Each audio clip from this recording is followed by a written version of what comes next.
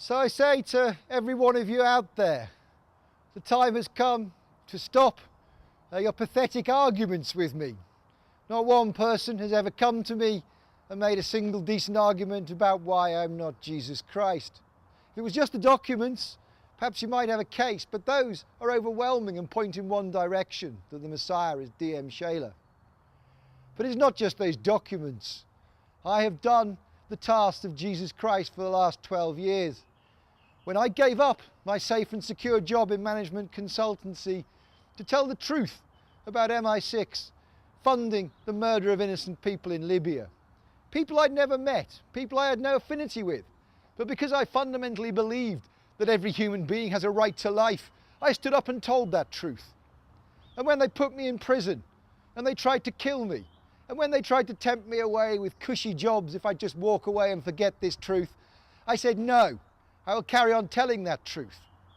And I know the moment I became Messiah, Jesus has told me. In the Bible, it says Jesus gives death no quarter.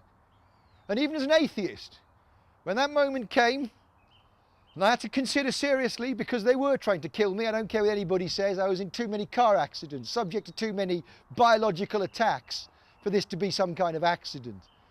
So it was very real that as an atheist, the next day, I might die. But in those circumstances, I still told my truth as fully as possible. And the reason I did that, I reasoned as an atheist. It doesn't make any difference whether I die tomorrow, whether I die in 30 years, it's still the end. But what I could never live with is if in 20 years' time I woke up and we lived under totalitarian government and I hadn't done everything that I possibly could to stop that. And that should be the attitude of every one of you out there. Every one of you must do everything you can to try and stop the takeover of Babylon, to stop Babylon preventing you from realizing what your true rights are under God's law. Martin Luther King said, I have a dream, but I don't have a dream. I want to make this a reality, that every child goes to bed with a full belly, that every child gets up in the morning and is loved and can achieve their true potential on this soul journey. And that shouldn't be anybody's dream. That should be everybody's reality. And I'd say to the man who said to me he was God, you are not God. I am God incarnated as Holy Spirit and man. You are not. And if you were God long ago, you would have given up your cushy job and gone out and fought for the truth in the same way I have. So I say to everybody out there who thinks this job is easy or whatever, I say to you, give up your job tomorrow morning. And don't tell me you've got children, a wife to look after. You do your duty to God first. So tomorrow morning, my challenge to every one of you who think you can do it better is get up, give up your job, and go out there and fight for truth with love in your heart, in no expectation of any return. And you do it purely out of unconditional love. Unconditional love, of course, comes with unconditional sharing, with no judgment. And bear in mind those words, unconditional sharing. That doesn't mean you loan people money. That doesn't mean you give people money and then try and get them to do things, or you try to control them. Those are the tactics of the Zionist bankers. No, you give the man money for what he needs to do. And in that way, hopefully, he can achieve his potential. Because all that you have by the grace of God. And if you are attached to that wealth or you're attached to that home, God in the end times will take it off you to prove that you're attached to it. If perversely though, you decide that you live in love and you're not attached to where you live, God will let you keep your home. They say some people think we're going to be saved by some kind of alien race. Well again, that's dark side thinking. You have to save yourself by activating your own heart. As I say, I came here, I was prepared to give up my life as an atheist. That is how I saved humanity. That is what made your accession to the Christ consciousness possible. Without my suffering, without my bravery in the face of death, that would not be possible for any of you. But because I've come through that and I've acceded to the Christ consciousness, it is possible for you also to share that Christ consciousness. But it will not simply come to you. God doesn't make it easy like that. God challenges you. God says, oh yes, you can live in unconditional love, you're living in a home and a nice family, but take that away. Find yourself in the circumstances I find myself in now. I stand here as a man without a home, without a penny in my pocket, with no credit on my mobile phone even.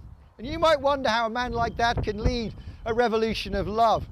But that's precisely the point, because all those material things mean nothing compared to the love of God. If you have God on your side, you can do anything.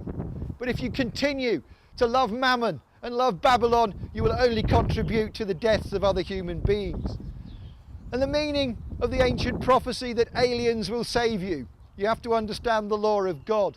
The law of God says there are liens that can be used to co-opt people into things, to control them. Therefore, somebody without lien to that society is an alien. I am the alien. There are no 33rd degree Freemasons. I'm also the 33rd degree Freemason, the Grand Inspector General of Freemasonry. So I say to every Freemason, you must now come out of the shadows and contribute to the mission of bringing the new world in 2012. So there are going to be no alien invasions. Jesus tells me that every single alien race has died out for one simple reason, because they have never been connected to God in the same way that human beings are. We are created in His image and in His likeness. And that is the reason also why every empire on earth has died out. Every empire on earth has died out because people have lived under laws. Laws come from the Mother Mary consciousness. In the upper world, this is wisdom. But in this world, it is exactly the opposite. It is laws. People who follow laws blindly are not on a spiritual journey because they're allowing other people to make decisions for them. Jesus says it's not good enough simply to be a good person and live in love. To be a truly great soul, you must understand what love is and how you can live in love. So I say to you now, if you've got that wealth, give it away, because it's not going to be any use whatsoever in the new world and no use in the end times. I also say that the karma will now come, the retribution for the things that you have done wrong. You may think you're a good person, but as I said, you've paid into Babylon, you have funded murder and terrorism. Jesus says we all make mistakes on the journey, but He says if you continue to make that mistake when His chosen one is telling you that is wrong, He will forgive you ultimately, but it should be unforgivable, and certainly the process of karma will revisit the retribution upon you. So I preach a simple message, a message of hope and a message of love, that now is no time for people to be cowards, that everybody not on this mission will think themselves accursed they were not there to help Jesus Christ deliver the new world. So I say to you, there are only two philosophies now. Love God with all your heart and love your neighbour as you love yourself. I thank you for listening.